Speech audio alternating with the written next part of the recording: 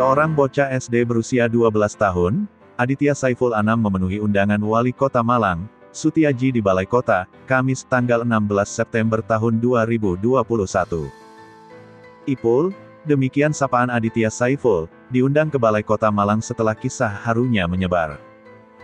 Cerita Ipul dan ibunya yang menaiki sepeda kayu dan menempuh jarak 20 km rupanya menyentuh hati banyak orang. Saat itu, Ipul hendak menuju lokasi kejuaraan karate Lembaga Karate-do Indonesia, Lemkari, Semalang Raya di Aula Puskopat yang ada di Kota Malang pada tanggal 5 September tahun 2021.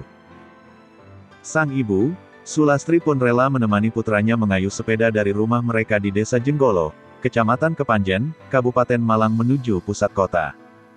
Mereka masing-masing menaiki sepeda kayu yang berbeda secara beriringan.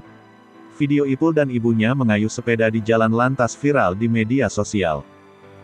Saat itu, Ipul yang telah selesai bertanding, tampak membawa trofi karena berhasil meraih juara harapan 1. Ipul mengatakan, saat itu pelatihnya yang bernama Shinsei Sumardi sebenarnya sudah menawarinya untuk berangkat bersama. Namun dia memilih untuk berangkat sendiri mengendarai sepeda kayu. Ipul mengajak ibunya untuk memotivasinya saat bertanding. Supaya memberi semangat dan memberi motivasi, kata Ipul di Balai Kota Malang.